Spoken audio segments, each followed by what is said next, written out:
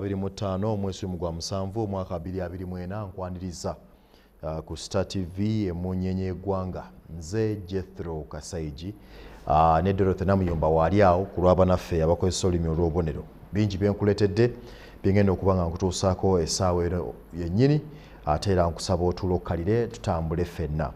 Ntandisa n'omukulembeze w'eggwanga Yoweri Kaguta Museveni atendereza amagye n'ebitongole ebikuuma ddembe olw'okulemesa okwekalakaasa kw'abavubuka ababadde beesomye okwolekera Parliament ku Lwokubiri. Museveni agambye nti okwekalakaasa kwabaddemu ebizibu bibiri nti ng'ekisooka kuteereddwamu ensimbi okuva mu bagwira abeeyingiza mu nsonga za Uganda ne Africa entakera okuviira ddala emyaka nga 6 egiyise. N'okoddeyo okutunda abantu mu buddu okuwamba obukulembeze ekitta bantu okunyigiriza mu byenfuna n'ebirala. Agambye nti buli akyenyigiddemu akimanye nti Uganda si ggwanga lya ttwale enkola ng'ezo gye zisobola okugumiikirizibwa. Ensonga ey'okubiri asonze ku beenyigiddemu n'abategesi okuba nga baliko ebyobulabe bye badde bategese okutuusa ku bannayuganda era nga bino bijja kuviirayo mu kkooti. Ayongerako nti abamu abeetabyemu bayinza okuba ababadde tebamanyi na biri mabega kwa kwekalakaasa wabula n'abanenya obutawuliriza poliisi. Ategeezezza nti wiiki ejja ajja kuvaayo ataddemu ayogereko eri eggwanga oba oliawo addemu ate okulambulula n'okulambika ensonga ezitali zimu kubanga agamba singa oba oliawo abantu bagoberera okulabula kwe yali yakola gye buvuddeko olunaku olwasembayo nga ayogerako eri eggwanga yeyandibadde omu ku abo abakulemberamu okwekalakaasa mu nteekateeka ennungamu n'ajjukiza abantu okwekalakaasa okwaliwo okw'emirembe Kano Edith Nakalema kwe yateekateeka mwaka gwa 2019 bwe baatambula nga balwanyisa obuli bw'enguzi. Awo nvuddewo kakati poliisi nga bakolera wamu n'ab'ebitongole eby'ebyokwerinda bagombye obwala babadde beekalakaasa okwolekera Parliament abasoba mu 10 era nga basimbudde ku Nassau Road mu Kampala.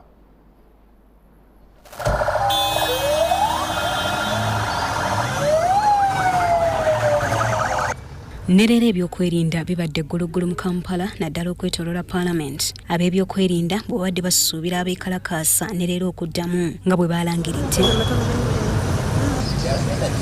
Abakuumaddembe babadde bulindaala okwaŋŋanga oyo yenna ajjayo omutwe mu yeekalakaasa. Mu nguudo ezituuka ku Parliament mubaddemu emisanvu era nga bakozesa n'emmotoka okulawuna mu bitundu ebitali bimu. Leero abeekalakaasa bongedde okukendeera era babadde batono ddala. Okuyita ku nguudo eziyita ku Parliament, omuntu abadde alina okusooka okunnyonnyola n'okulaga density yeeyo gy'akolera n'alyoka akkirizibwa. Abavubuka abawera nga 15 be bagombeddwamu obwala bw'abadde batandise okwekalakaasa nga boolekera Parliament. Bano basimbudde ku Nassau Road era nga babakwatidde ku kisaawe kya Leerwe nga bakutte ebipande ebiriko obubaka. Poliisi tennavaayo kunnyonnyola muwendo gw'abantu bameka be yakakwata okuva okwekalakaasa lw'okwatandika ku Lwokubiri lwa Ssabbiiti eno. Abasinga abakwatibwa ku Lwokubiri bali mu kkomera e Luzira. Nze Shaidat Nassaku ne Justin Nakami mu Kampala.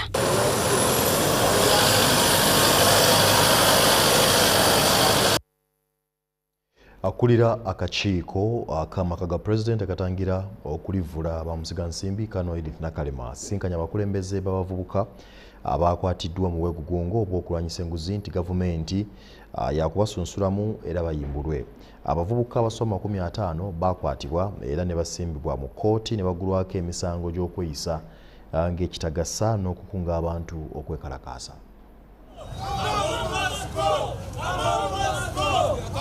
Ku Mmande ya Ssabbiiti eno ekibinja ky'abavubuka baagomba ebitundu ebyenjawulo mu Kampala n'emiriraano nga bambalidde ebipande okuli obubaka obuvumirira enguzi era baliko abakungu be baanokolayo abalina okwabulira yafeesi za gavumenti. Poliisi n'ebitongole ebikuumaddembe byayibwa mu Kampala n'emiriraano okutangira ebbiina ly'abavubuka abaalangirira obweggungo ku nguzi era bangi baakwatibwa n'okugulwako emisango gy'okukuma mu bantu omuliro n'okwefuula ebitagasa. Kati abakulembeze b'abavubuka abaakwatibwa basinkanye n'akulira akakiiko akalwanyisa okulivula bamusigansimbi mu maka g'obwa President Kano Edith Nakalema ne bakkanya ku nsonga z'abaakwatibwa ku by'okulwanyisa enguzi. My prayer for coming here is for two reasons. One is that those events were not beautiful to see for those young people. Some of them maybe were acting out of conviction, others for whatever reason, but many of them remain young people. And my prayer here today is that we request you, as the chief fighter of corruption after the president, to help us, ask the president to pardon those young people. Let them not stay in jail because of a fight of conviction on corruption. That is the first reason I have come here. Kano Edith Nakalema asuubiza okukwatagana n'ebitongole ebirala okutunula mu nsonga z'abavubuka abakwatiddwa ku bwegugungo bw'enguzi era agamba baakusunsulamu n'okuyimbula abatalina misango n'avumirira n'enguzi efumbekedde mu ggwanga. In this whole explanation, I'm trying to say that the youth are supposed to show their dissatisfaction with the thought of what is being done. Yes, we are all, meanwhile, all of us are not satisfied that corruption is handled the way it should. That's why, again, His Excellency the President and our commanding chief, on a daily, he is either directing for more efforts in the fight against corruption, warning the public against corrupt tendencies, but achieving the elimination of corruption will take each one of us to first do what is supposed to be done in the right way. Abakulembeze b'abavubuka abakwatiddwa basabye gavumenti okukoma ku bakuumaddembe be balumiriza okubatulugunya ne ku nsonga z'eddembe lyabwe. I am of the opinion that while of course in many of these actions there will be an intelligence view of it that possibly this is influenced and all this, but that also of course borders on the fact that at what point possibly can we create a space or an area where people who think they can express themselves through demonstrations, which we have had by the way before in the country peacefully. Ensisinkano y'abavubuka ne Kano Edith Nakalema bakkaanyiza okukyusa endowooza z'abavubuka okutandika okwenyigira mu mibagasa okusinga obwegugungo. Obwegugungo bw'abavubuka okuvumirira enguzi n'okulaga eggwanga bwe liyinza okutubira byatandikira ku mikutu migattabantu ne bukomekkerera ku nguudo era abasoba mu 50 baakwatibwa n'okugulwako emisango. Justin Mebo Nakami yakungaanyiriza bino byonna. Kakati kooti ya Buganda Road eyimbudde yali omumyuka wa RCC we Rubaga Nasoni Bulola ku kakalu ka bukadde 5. Bulola yakwatibwa ku by'okutattana ekitiibwa kya Speaker Parliament Anita Among. Mu ngeri emu kooti ya LDC Makerere naye eyimbudde omubaka w'ekibuga ky'Emityana Francis Butebizaake ku kakalu ka 20 n'abaala 9 ku 10 ku by'okukuba olukuŋŋaana olutali mu mateeka e Kavulaawo.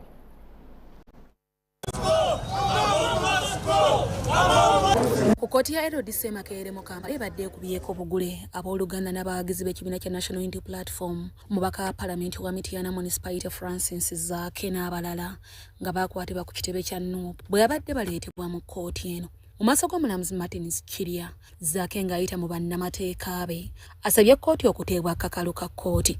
Kkooti yayimiridde okumala essaawa ng'oludda oluwaabi terukkanya na kyakumweyimirira wabula ng'oluvannyuma omulamuzi akkiriza. For that matter, I allow the bail application and grant it on the following terms. The accused is granted the cash bail of 200,000. The sureties each is to execute a bond with this honorable court of 10 million, not cash. Mu kkooti y'emu n'abakwatibwa abalala 9 nga bannakibiina kya National Unity Platform nga bakwatibwa ku misango egy'okuba olukuŋŋaana olutali mu mateeka nabo omulamuzi akkiriza okubeeyimirirwa ku kakalu ka kkooti ka 10,000 buli omwezi obuliwo. Affe kitusanyusizza kyekyokuba nti tukyalinayo abalamuzi abalina ensa abakyasobola okusala emisango gino weewaawo mu kutiisibwa okungi naye nga bagoberera amateeka. Abantu bano boolesa butali bumativu olw'enguzi egenda maaso mu Paalamenti n'ebitongole bya gavumenti ebirala omu kubanga baayoola abamu naye n'olunaku olwaleero abalala bavuddeyo nga beekalakaasa mu mirembe nabo babayodde n'enkya na luli wajja kuvaayo abalala kijja kunyiiza n'abalala abatabibaddeeko bagambe nti naye sooka oleke abantu bano just beekalakaasa mu mirembe ate ensonga ze boogerako ffenna zituluma amalwa. Bano bonna bakwatibwa ku bbalaza ya Sabbiiti eno ku kitebe kya Nuupu e Makerere Kavule bwe baali bagenda okwetaba mu lukuŋŋaana olutaali mu mateeka. Ate mu kkooti ya Buganda Road eri mu bika omubaka wa Pulezidenti Erubaga Anderson Bulola naye akkiriza okweyimirirwa. Accused persons pay cash bill of 5 million. 2. Each of the which shall execute a bond of 50 million not cash. 3. The accused persons deposit his passport in court and is not to leave the country without leave of this court. And D. The accused hereby ordered not to post on all his social media handles anything that relates to right honorable Anita Among or make reference to a personal office, and if he does, ono avunaanibwa emisango egitali gimu okuli okusiga obukyayi ku sipiika wa Parliament Anita Among n'emisango emirala nga kigambibwa nti yagizza ng'ayita ku kibanja kye ekya X. Oludda olugabi nga lukulembeddwa mu Richard Birivumbuka lusoose kugaana Bulola okweyimirirwa nga lugamba nti talina bamweyimirira beegasa era nti talaze kkooti wa gye babeera wamu n'ebirala. Wabula bino byonna biwakanyiziddwa bapuliida ba Bulola. Omulamuzi Ronald Kayiza oluvannyuma lw'okuwuliriza ensonga okuva ku njuyi zonna bw'ati akkiriza Bulola okweyimirirwa wabula n'amuteekako obukwakkulizo obukakali. Byamukama y'omu ku bannamateeka abawolereza Anderson Bulola. Kkooti yakuddamu okutuula ng'ennaku z'omwezi 22 omwezi ogwa Agusto omwaka gwa 2024 okugenda mu maaso n'omusango guno. Nze Namammonde Deborah ne Viola Nansubuga abakusakidde bino. Abaana babiri bafiiridde mu mataba mu bitundu by'e Katanga ne Kakoye Moroto omugaliya bwe gubooze ne gusaasaanya amazzi wakati mu nkuba bikokyo eyatonnya eggulo. Abatuuze mu bitundu omugudde amataba banenya munisipaali y'e Moroto okwesuulirayo ogwa Nagamba mu kugogola n'okuzibukula emyala. Ku kyalo Narros abawala abato babiri gye bafiiridde okubadde Lucia Ilukol aweza egy'obukulu 13 ng'abadde mutuuze ku kyalo Nasinyonoyot ekisangibwa mu ggombolola ly'e Nandugate ng'ono amazzi agabadde gakulukuta ku sipiidi eya waggulu ge gamukulugusizza okumutuusa mu mugga Liya. Abatuuze gye basanze omubiri gwe okutwalibwa mu ddwaliro ekkulu erya Moroto okwekebejjebwa. Helena Alepa yabadde agezaako okusomoka omugga ne munne Ilukol yasobodde okutaasibwa abatuuze. Mu mbeera y'emu Evelyn Sabuwanga abadde wa myaka 2 ye yafudde atuusibwa mu ddwaliro ekkulu erya Moroto oluvannyuma lw'amazzi okuzingako ennyumba yaabwe. Yesterday when this flood came, it was not around, the child was inside the house. The waters entered inside the house and killed the child. Ingia ndani ya nyumba namna hivi maji yuko hapa. Sasa mimi nabaki kama mimi natafuta mtoto namna hivi, mtoto hakuna. Nimeingia hakuna mtu anaweza kusaidia. Maji yuko mingi sana. We really feel sorry for the incident and the families. So we lost almost 3 people and 1 survivor that was rescued. 2 children that died. These were the street children that have been surviving through street vending by selling perishable goods to survive and earn a living and support their family members. 2 people, 2 children who died and were swept by the rains, and the police is handling the investigations, but the bodies, one is still in the mortuary. Amaka n'ebintu by'abantu ebisinga bisaanyiziddwawo amataba n'enkuba eyafudde mbyakawungezi k'eggulo. Abatuuze obuzibu obuteeka ku bukulembeze bwa munisipaali y'e Moroto obulemereddwa okulongoosa emyala egitambuza amazzi. Or to move up to the homes because they are not getting a proper channel. The water is not moving in their drainage. The all channels are being blocked. And into this, just because if it rains again, we shall lose more than what we lost yesterday. So right now the locks are there. That have been taken place within Moroto.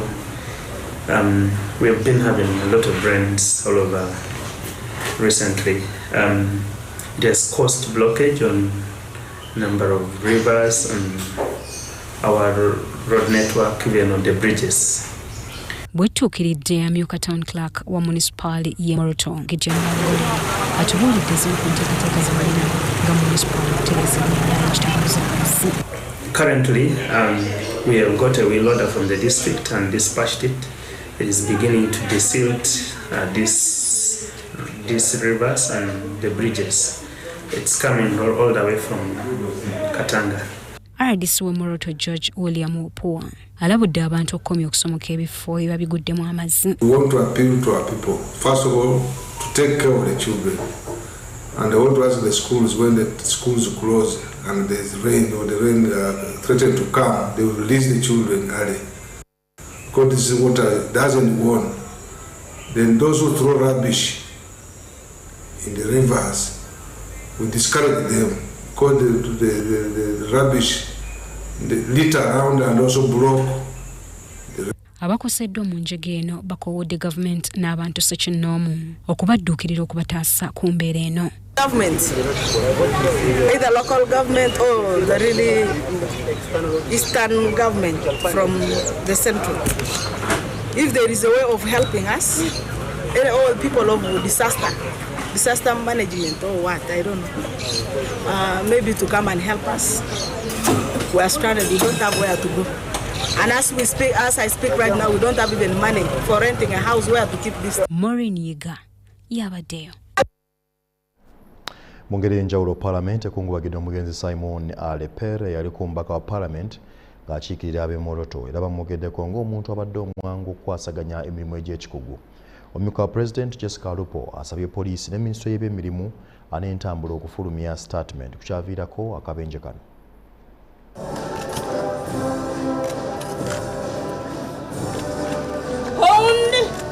Ku ssaawa nga 6 ez'omutuntu sanduuku omubadde omubiri gw'omugenzi Simon Peter Alepa ebadde emaze okutuusibwa ku Palamenti era gwaniriziddwa Sipiika wa Palamenti n'omumyuka we. Oluvannyuma ababaka ba Palamenti ab'enganda n'emikwano bakuŋŋaanye okukuba eriiso ebivannyuma ku muntu waabwe wamu n'okumukungubagira nga bwe bejjukanya n'engeri omugenzi gye yayanjangamu ensonga mu Palamenti ey'omunda.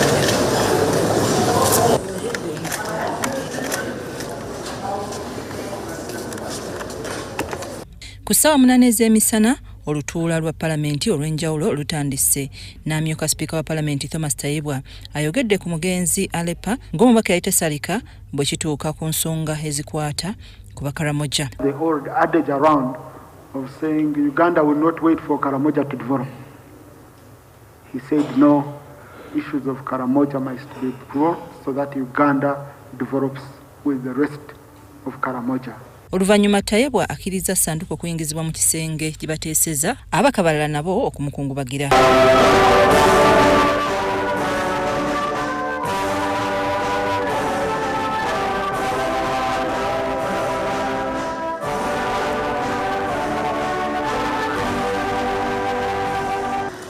Olumaze okuyimba oluyimba lw'eggwanga batandise okuganzika ebimuli ku sanduuku nga Sipiika n'omumyuka we be basoose ne badibwako omumyuka wa Pulezidenti Ssaabaminisita olwo ne kuddako akulira oludda oluwabula gavumenti.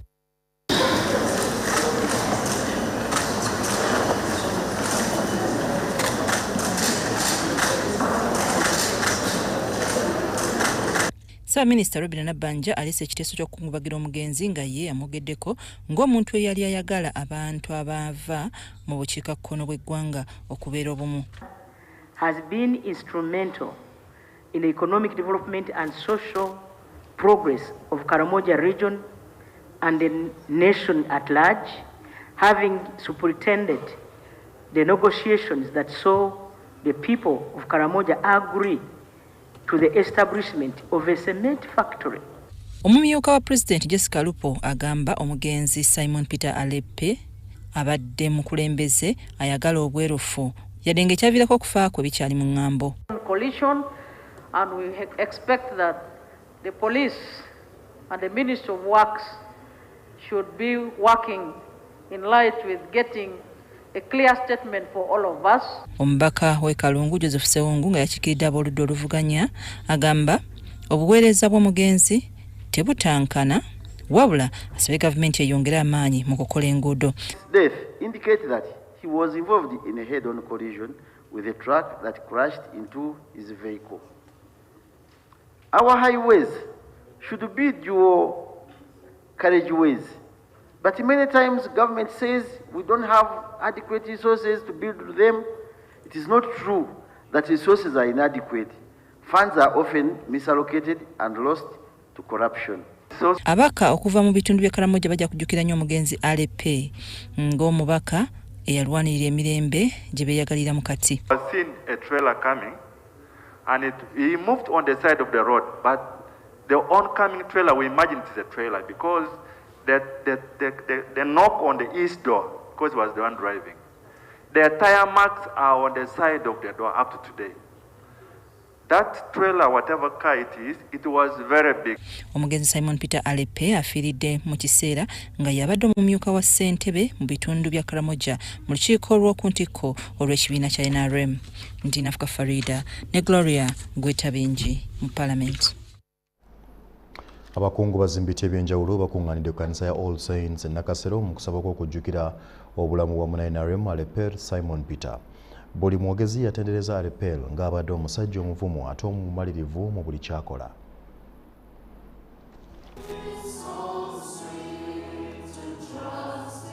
Abakungubazi abakulembeddwamu omumyuka wa Speaker wa Parliament Thomas Tayewa bakedde ku kanisa ya All Saints e Nakasero okwetaba mu kusaba kw'okujjukira obulamu obw'omugenzi Alepel Simon Peter. Okusaba kuno kwetabiddwako abakungubazi bangi okusingira ddala abooluganda abaka mu Parliament baminisita wamu n'emikwano. Alepel is a warrior, an orphan, but he struggled. He didn't want his children to struggle the way he struggled. Our dear brother Aspro, you have run the race, but you finished it so early. You've ended it so abruptly. We still thought we'd work with you more. The Karamoja region and the country at large has lost a young and vibrant leader. Captain Mike Mkula ategeezezza abakungubazi nga bwe babadde beegasse n'omugenzi okutandikawo ekkolero lya sementi e Karamoja era ng'abadde yeeyamye okubanoonyeza eka z'ettaka 400 okutuukiriza enteekateeka eyo. I want to tell you, Fortune Cement Factory had already secured financing and suddenly God Almighty has recalled him.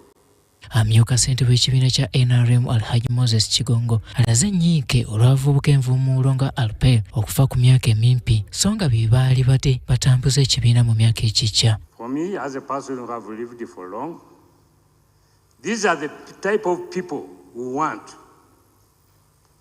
who can come up and take over what we fought for. But when we see them dying at a very early age, get confused. Yadde nga namwandu agumye n'ayogerako eri abakungubazi kyokka ye mutabani w'omugenzi omukulu ayogedde ayoza ne ku munye. Alepel Simon Peter is my friend. He's more than my husband. We met 24 years ago. Together we have 6 children. We've had an uninterrupted relationship. He held my hand. He held my hand and took me back to school. I was breastfeeding in the university. He said, there is no age in education. Nothing should stop you. Nothing should stop me. And he brought me where I am today. I miss him. He loved us unconditionally. 2 weeks before his passing, he came along with Mommy and all my sisters to visit me at school. And this is something that had never happened before. I found it very odd and awkward. He came and they talked to me, and most of the conversation was about family. Family is a very important aspect of life. We can't do without family. Omumyuka omukubizi wa Parliament Thomas Tayewa yakiikiridde gavumenti mu kusaba kuno. Removing these flags, removing the drapings of power, removing anything to do with authority, removing titles won't leave Alepel naked. Alepel alese abaana abato ddala 6 kumpi mu myaka abazadde mwe baamuleka. Nze Robert Nyango wano mu Kampala. Amyuka Speaker wa Parliament Thomas Tayewa akubiriza obukulembeze obujja obulondeddwa okukulembera obukiiko obutali bumu okuzimba enkolagana ennungi n'abantu bebakola nabo wakati mu mazima n'obwerufu. Tayewa abadde mu nsisinkano ne bassentebe abajja abagenda okukulembera obukiiko wa Parliament obutali bumu n'abajjukiza okukulembeza okulwanyisa enguzi. Olunaku olwaleero Parliament lwelungamizza bassentebe abajja abagenda okulembera obukiiko obutali bumu ku buweereza bwe bwolekedde. Amyuka Speaker wa Parliament Thomas Tayebwa ajjukiza bassentebe bano nga bwe baweereddwa obuvunaanyizibwa obunene mu kiseera nga Parliament esongeddwamu olunwe ng'ensibuko y'enguzi. Some of them think we have a price on us. So if Tayebwa has a price, why should I bother? Why should I have sleepless nights preparing to submit it before him? I would rather look for the price. I go with my bride price proper. Then we shall sort ourselves. We have to clean up this image. We have to clean up this image. Tayebwa alabudde bano ng'obutabawo bw'abammemba ab'obukiiko abasinga bukiyinza okukosa omutindo gwa lipoota ze bateekeddwa okufulumya. You have to be firm. You have to be firm. Members have to attend. And this business of signing attendance books and you leave open so that we could reach in some of the meetings and they give us books and you sign for the last 2 months which you've never attended. Bassentebe bakubiziddwa okuzimba enkolagana ennungi n'abantu bakolagana nabo nga baweereza mu bwerufu. It's not only you to know as a chair, it's also your members, so that you have the whole narrative together. All of you flow together. Abakwasiddwa obuvunaanyizibwa batubuulidde nga bamaliridde okuweereza bannayuganda. Uganda etegeere nti tukizaganyiza nga abakulembeze b'obukiiko nti tuteeka okulwanyisa obuli bw'enguzi obuyinza okuba nga bubaddewo ku baffe ebisinga tetubimanyi. Naye singa wabaddewo ekintu kyonna kitandikira mu committees era mubadde muwulira akakiiko kano akakiiko kali katusazeewo nga bakyapasoni abapya tuteeka okulwanyisa obuli bw'enguzi. Era naffe tweyamye nga bassentebe abapya okuweereza abantu baffe n'obwesimbu okutambuza bulungi emirimu gyaffe ate era n'okutambulira awamu n'abantu ba Uganda bonna be tugenda okuba nga tuweereza mu mulimu guno omupya. Shaidat Nasaku, Lydia Chomkama mu Kampala. Yakulembera enteekateeka y'okunoonya emikono egy'okujja obwesige mu bakamisona wa Parliament abana Theodore Ssekikubo ategeezezza nga bafunye emikono gyonna gye badde beetaaga okugusa kaweefube gwe baatandika. Omubaka ow'ekibuga kya Arua Jackson Atima yataddeko omukono gwe olwaleero okweza emikono 176 egibadde gyetaagibwa wabula Ssekikubo agamba eddinisa likyali liggule eri abaka abalala abandyagadde okusaako emikono wakati wa wiikendi eno n'okutuusa wiiki ejja. Omubaka Lutamaguzi Semakula agamba emikono kegiweze kabonero akalaga nti ababaka abasinga balwanyisa enguzi. So being one of the members of parliament for one arm of government, that is the legislature, as a member of parliament, where our roles, one of our roles in the constitution is well stipulated that we are supposed to do oversight role. Oversight starts with us, so that when we get out there, it becomes easier. The ones we are doing oversight about can receive us with the dignity. If we become now the point of suspicion, then it becomes very difficult for us to come to any institution that we are doing oversight. We have come here to do ABCD. One of our roles as members of parliament, which is oversight, will die. Then already the one arm of government, that one oven, has collapsed. Amaloboozi agava mu mikwano gyaffe abagambye nti nno nga temunnawaayo mikono mutulindeko nze mbadde mulwadde tujja tuleseewo eddirisa lino nga liggule okuva kati okutuuka Mande. Naye tusuubira tugenda kufulumya mangu notice era olunaku lw'enkya ababaka bonna ababadde batembeeta motion tugenda kutuulamu twetegeke bulungi tusobole okutegeeza eggwanga kiki kye tugenda okuzzaako naye nga kaakati okunoonya emikono kyo Mukama akitusaasidde tetuwemuse. Musajja omukulu senior member n'owoma omutwe novaayo novaamu ng'ogusima ebbumba kibadde kya nnaku nnyo naye ndi musanyufu nnyo. I'm so proud bamemba ba parliament ate ne bannayuganda mwenna ababadde bakubiriza ababaka basayininge tubeebaza guno omulimu tutandigusobodde ffekka naye ababaka ne bagezaako ne mubakubiriza ne mubajjukiza ne mubasaba bajje basayininge emikono kiwedde tulindiridde akadirisa tetunaggalawo kubanga wiiki ejja bwe tunaaba tutwala motion oba notice eriko motion n'obujulizi tujja kuteekako n'olukalala lwabo bonna abasayininze nti otaddeko kino sikiriiko kibiina kya byabufuzi ate era tugamba ne bannaffe gye tukitwala kubanga ffe abamu twagamba nti oba bano ku lw'okuba batugambanga nti ffe tutategeera nti ekintu twabayisiza ssente kati twagala tulage obutategeera bwaffe ku fulo wali ng'omemba agamba nti because you were full that we pass the money here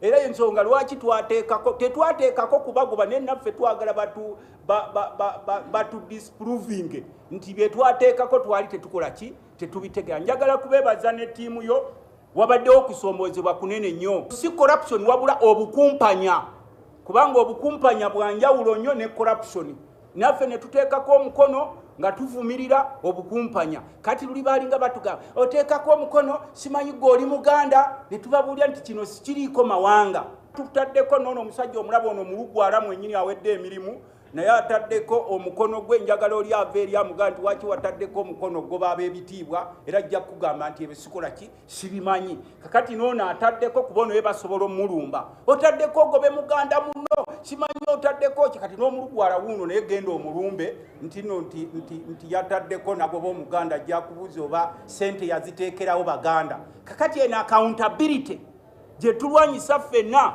naffe Ssekikubo atulaze ekkubo nti we should walk the talk. Obitegedde simanyi oba omubaka waliwo Jackson Atima omubaka Lutamaguzi byamwogeddeko mu kaseera akabitegedde banaamuvuunulira. Tweyongeddeyo Minisita w'ensonga z'obwa President Miriba Balanda ne Minisita omubeezi ow'ettaka Sam Mayanja balayidde okulwanagana n'abagambibwa okubba ettaka ly'abatuuze ku kyalo Kulungu ekiryandongo eyo. Minisita Mayanja alagidde DPC w'ekiryandongo okukwata agambibwa okubeera omugagga Justus Rujenje ateeberezebwa okutulugunya abatuuze ku yeka z'ettaka esoba mu 5. Ettaka erikaayanirwa liwezaako obugazi bwa yiika ezisoba mu 5 ku kyalo Kalungu mu ggombolola y'Ekibanda mu disitulikiti ey'Ekiryandongo nga kuliko n'ab'ebibanja nga Namwandu Harriet Okechaawo omugenzi Lieutenant Kano Okechaawo Santo. Follow you until they get something to put on their thing. Wanafata wewe paka wapate because they have the money. Yako ile ya bandia. You will find that the people who are grabbing the land, honorable ministers, are not poor people. Minisita omubeezi ow'ebyettaka Dr. Sam Mayanja wasinzidde n'ategeeza nti ebyakolebwa bikontana n'etteeka ly'ettaka ennyinga 59 ekisooka A era bw'atyo n'ategeeza nti Justus Rujenje munyazi wa ttaka n'asaba abantu okukulaakulanyanga ettaka lyabwe. Liri waggulu wa buli muntu etteeka section 59(1)A ligamba nti ettaka bwe liwanga liriko nannyini lyo teriri available erira this one bought to give it to another person.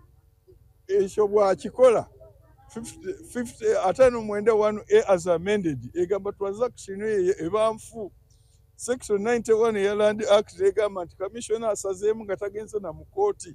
Minisita Mayanja era alagidde RDC ne DPC okukwata omugagga Justus Rujenje olw'okubba ettaka okusaalimbira n'okujingirira ebiwandiiko awamu n'okutulugunya famire y'omugenzi Lieutenant Kano Okechaawo Santo. Keryo kati liri mu estate ekulibwa mu kyalo Okecha n'olwekyo ettaka lirye kati kuno okuweebwa okulala okwajja mu 2026 ng'oli yafadda nayiga nti atono yamuwa obwo bwali grand grabbing kyetuyita land grabber era oyo ndagidde bamunoonye wonna waali bamukwate bw'aba taliiwo omuntu yenna agamba nti amurepresentinga busenga kamutanda najja n'akozesa ekyapa ekyo ajja kukwatibwa. Namwandu w'omugenzi Okecha abulidde minisita nti kiwamba ttaka tekikosezza ye yekka mu kitundu ng'omuntu kyokka n'asaba ekyapa ekyakozesebwa ku ttaka lye kisazibwemu.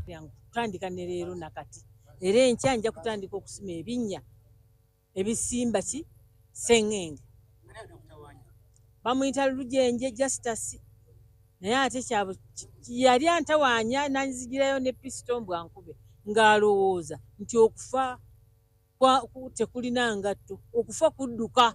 Fiona Balungi omuwabuzi wa President era nga waguno naguli awadde obweyamu nti ng'amaka ga President tebayinza kutuula nga abantu bagobwa n'okutulugunyizibwa. Nsaba abantu abakyali eyo nga mukyabonaabona ne land grabbing ng'ekibbattaka kikyabanyigiriza temutuula. Wakyaliwo abantu abasobola okukola ne mufuna obwenkanya. Minisita w'ensonga z'obwa President Miri Babalanda avumiridde abagufudde omuze ogw'okuwamba n'okugoba abantu ku bibanja byabwe nga takomye okwo n'ayogera ne ku nsonga y'abasomesa abajja ensimbi ku bazadde mu masomero ga gavumenti. Naye ate ekibbattaka ono omubbi w'ettaka gwe bayise Rujenje Justice ng'alina ne Mairo Title. Ebintu nga bino bannange biswaza.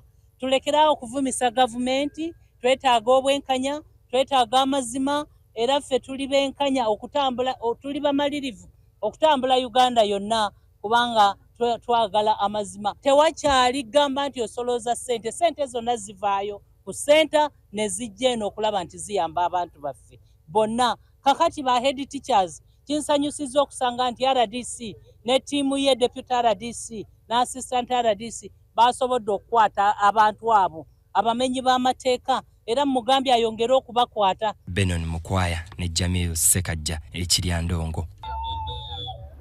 Gavumenti okuyita mu minisitule y'ebyobulimi n'obulunzi egumizza abalimi mu mulimu guno nti yafunye eddagala erigema akalusu mu bisolo nga mu bbanga etali lya wala disitulikiti ezaateekebwako kalantiini wakuziggyibwako. Bibikakasiddwa minisita omubeezi w'obulunzi Bright Lwamirama. Minisita omubeezi w'obulunzi Lieutenant Colonel Bright Lwamirama ng'ali wamu ne minisita omubeezi w'akanyugo k'Erwero Alice Kaboyo balambudde lufula y'embizzi ey'omutindo eya Mbizi Products Limited esangibwa ekiti mu Matugga mu disitulikiti y'e Wakiso. Ekifo kino tekikoma kusala busazi wabula n'okupaakinga mu bipimo era n'etwalibwa mu butale bw'amawanga amalala wabula kisanga okusoomozebwa okw'enjawulo ng'akulira emirimu Joseph Otimu bw'annyonnyola. Currently the main challenge we face as in Mbizi product is the competition from other small slaughterhouses. We also face a challenge of some farmers who slaughter from the local slabs and still provide the pigs to the community. Minister Lwamirama yeebazizza abatandisi b'ekifo kino kubanga kiri ku mutindo gwa nsi yonna era ku lwa gavumenti ne yeeyama nti bakubakwatizaako naddala okubasaggulira akatale. Tujja kulaba nti abalunzi bonna ab'embizi tubakozeemu omulimu tubayambe mu kuzigema obulwadde ate tulabe nti basaplayinga wano abantu baffe abeenyumiza okulya embizi balya embizi ezitaliiko bulwadde ate nga zisobola n'okufuna akatale k'obweru bafune ensimbi. Ono ategeezezza nga gavumenti bwe yafunye eddagala erigema kalusu mu bisolo era batandise okuligaba nga mu kiseera ekitali kya wala baakujja kalantiini ku disitulikiti kwe yateekebwa. Tufunyeyo eddagala lingi ery'okugema kalusu ate n'enkya tugenda kugabayo eddala so n'olwekyo ekintu kya kalusu tekikyatutiisa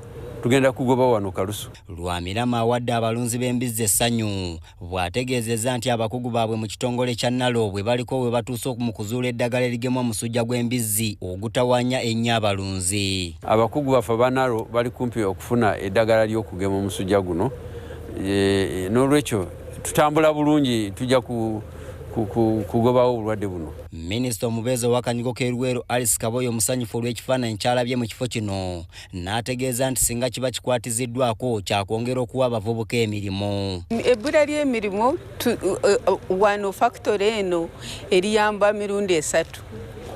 Oyinza okufuna PDM yo n'olunda embizi zo ku mutindo n'ozireeta wano n'oziguza. Ekifo kino ekya Mbizi Products Limited kirina obusobozi okusala embizi 200 olunaku wabula mu kiseera kino basala 10 olw'omuwendo gw'embizi omutono gwe bafuna nga kiva ku kalantiini eyateekebwa ku disitulikiti ezimu. Nze Andrew Sebbira mu disitulikiti y'e Wakiso. Minisitule evunaanyizibwa ku bwenkanya n'ensonga z'amateeka wamu ne yafeesi ya Ssaabalabwa wa gavumenti batongoza enkola ey'omuggundu mu banaayita okuteesanga ku nsonga z'amateeka wakati w'amawanga. Enkola n'endagaano ezisiddwako emikono kati zisobozesa Uganda okukolagana amawanga ku bantu abaza emisango ne beekukuma ebweru.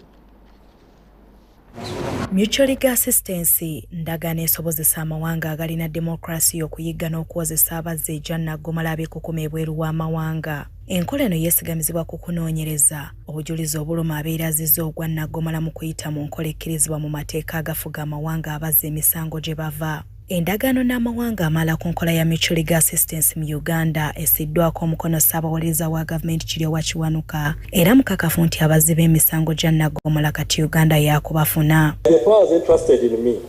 I declare the Mutual Legal Assistance Guidelines officially launched.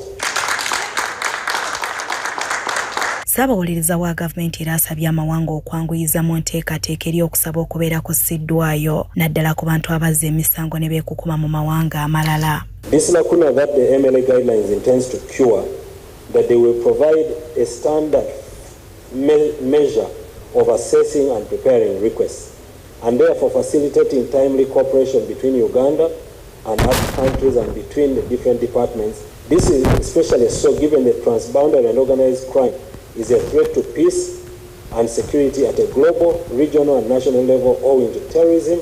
Ssaabawaabi wa gavumenti Jane Francis Sabodo agamba Uganda yakwongera okunyweza enkolagana yaayo n'amawanga amalala. Criminals exploit the gaps in the jurisdictional authority.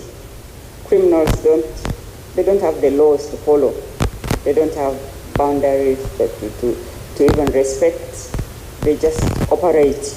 So that's what we are called to do as justice actors. These are not only efficient, but also uphold the principles of justice and human rights.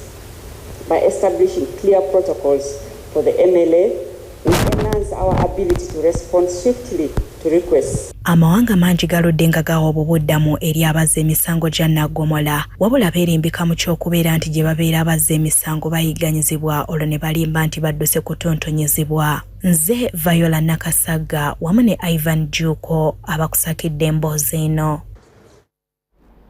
Akakiiko k'obwenkanya akasabye okwongerwa obudde okutunuulira embalirira era ebitongole bya gavumenti n'okukakasa oba ddala bifaayo ku bwenkanya n'okugaba emirimu nga bisinziira ku kikula ky'abantu nga bwe kisimbulizibwa etteeka lya Public Finance Act. Bino byanjuliddwa ku kitebe kya Equal Opportunities Commission mu Kampala. Ya 2015 lirambika bulungi eri ebitongole bya gavumenti nga bwe birina okufaayo ku kikula ky'abantu n'obwenkanya mu kugaba emirimu n'enzirukanya yaabyo nga bino bimu ku gavumenti kwesinziira okukakasa embalirira yaabyo. Akakiiko k'obwenkanya kalina ssabbiiti 2 okwekenneenya embalirira n'enteekateeka y'ebitongole bya gavumenti. Gavumenti erina ebitongole ebisoba mu 162 ate gavumenti z'ebitundu ziri 174 n'ebirala. Is progressing with the assessment of the national budget and ministerial policy statements on their sensitivity and responsiveness on gender and equity issues. Okusinziira ku ssentebe w'akakiiko k'obwenkanya Hajati Safiya Nallejuka agamba obudde bwe balina okwekenneenyezaamu ebitongole butono era ayagala gavumenti ebawa ennaku 45 okwekenneenya ebitongole byonna. Kyagamba nti olumu ebimu tebabyetegereza olw'ennaku entono. To be given more time and appropriate time to do the assessment. Sometimes we get the sector policy plans and budgets very late. Sometimes we just go, we need to dig into the program, the system, the Minister of Finance system to access these plans and budgets. And, we work under tension. So we need to get these plans. And then when we do the assessment, we need to explain to the general public why we awarded a certain institution, maybe a pass mark, or they failed. What were the reasons? Abakugu ab'enjawulo ku nsonga ezitali zimu baagala gavumenti eyongere okutunuulira okulambikibwa kw'ebibinja ebitali bimu ku bwenkanya. I want to request the executive, because it is their responsibility to actually plan and also implement activities in this country. We need to pay critical attention to the institutions that we put in place. So looking at the whole web of things that way will create opportunities, and that requires us to change some of these policies. So I'm changing a policy here to remove taxes, but this is how it is going to bring back sanity. Akakiiko k'obwenkanya kavunaanyizibwa okulwanyisa okusosolebwa okwa buli ngeri n'okulaba ng'ebibinja biweerereza mu tteeka naddala akawaayiro 32 akassemateeka. Nze Suzanne Nabugudde ne Rebecca Nantonga bakusakidde bino.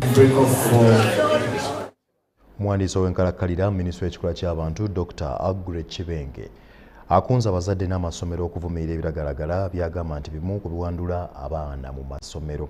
Kibenge abadde mu lukuŋŋaana olwokusatu olw'abakulembeze b'abayizi 2024 mu Kampala. Abakulembeze b'abayizi okuva mu masomero kwetooloola eggwanga beetayo mu ttaamiruka agendereddemu okubabula abayizi be bakulembera ku bulabo obuli mu nkozesa y'ebiragalalagala. Ddala abayizi balina ekintu nti bw'awulira muto munne ekigambo akifuna mangu. So last year bwe twali wano twagenza okulanga ba students batandise tubuulira twakwatayo baasikari twakwatayo bannaffe twabira ababifaanana bw'ebiti bye baayiga okuva wano kati nga be batutte mu masomero. Twagala enjiri yeyongera okutambula mpola mpola paka lwe tunaagezaako ekisoboka okufuna numbers eziwera ze tukyusaamu. Tabamiruka w'abakulembeze b'abayizi yeetabiddwako omuwandiisi w'enkalakkalira mu minisitule y'ekikula ky'abantu Agure Kibenge. Kibenge asabye abakulembeze b'abayizi n'abazadde okukugira abaana okukozesa ebiragalalagala.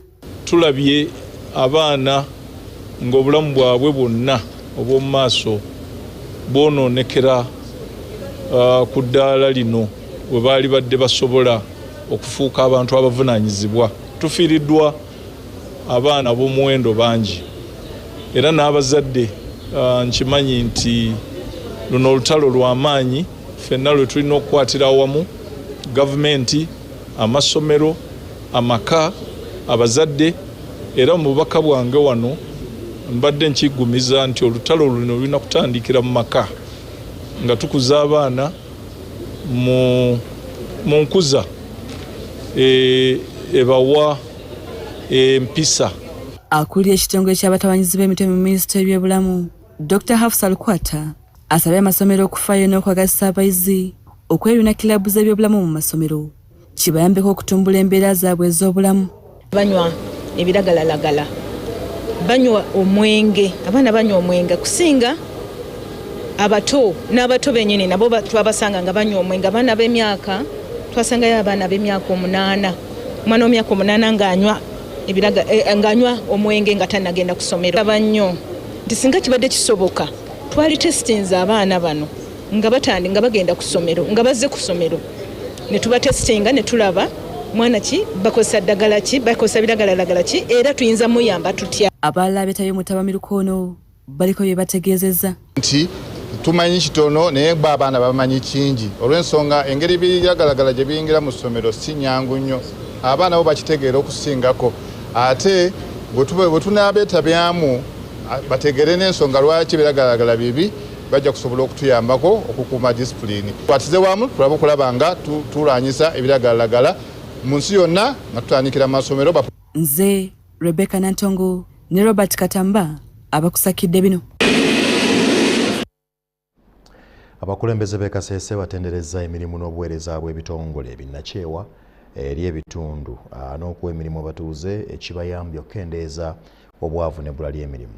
Ekibiina ki Ripo Foundation kijaguza emyaka 10 era kisobodde okutumbula ennima ey'omulembe awamu n'embeera z'abantu. Ekibiina ky'obwannakyewa ki Ripo Foundation amakanda kyagasimba mu bitundu by'e Kasese era abaayo baganyuddwa kinene bwe gutuuka ku bulimi n'obulunzi. Ssentebe w'e Kasese Elifaz Muhinda atendereza bannakyewa ba Ripo Foundation okutumbula obulimi n'embeera z'abantu. Obuweereza bwagambye nti busobozesezza bangi okwenyigira mirimu egiyingiza ensimbi. As district leaders, we are so grateful to you as funders that supported the Ripo Foundation, that helped our communities to reach the stage where we are.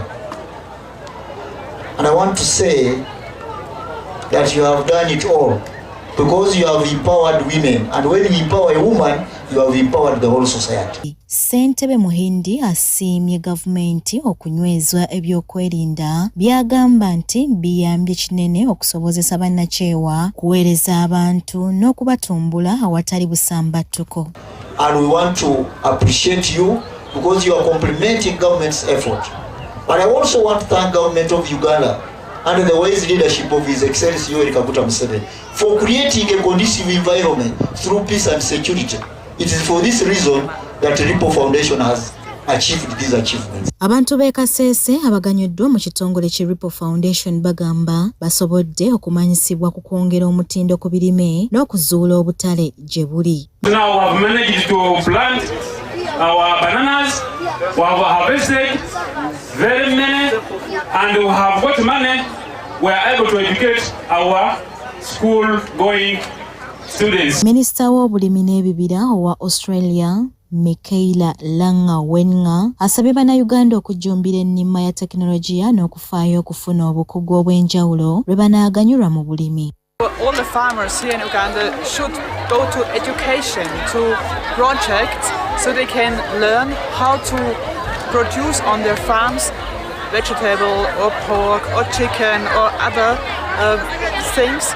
So if they have knowledge how it works, then they can do more, they can earn money, and so they can also feed their families. Senkulu wa Ripple Foundation Florence Ithungu alambuludde ebituukiddwako mu myaka 10 Bukyabagumba Kasese.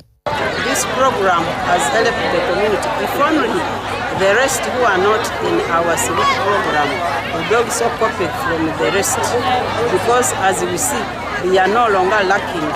At least poverty is no longer a problem. Ripple Foundation yagumba Uganda okuva mu 2014 n'ekigendererwa ky'okutumbula embeera z'abantu nga bayita mu bulimi n'okukwasizaako amasomero awamu n'enkulaakulana ez'enjawulo. Kale amawulire ag'enkizokussatu tutuuse ku nkomero yaago era njagala okwebaza okuba nga tambudde ffenna.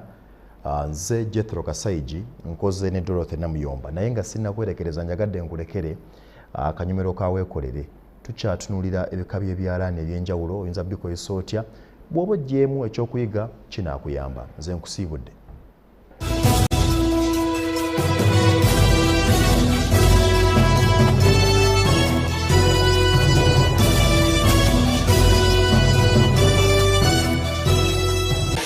Gweno mukono gwange atambula naffe mu kanyomero kaffe weekolere tukyali ne bannaffe aba Taylor's Pride machine nga tukyalaba machines ez'enjawulo.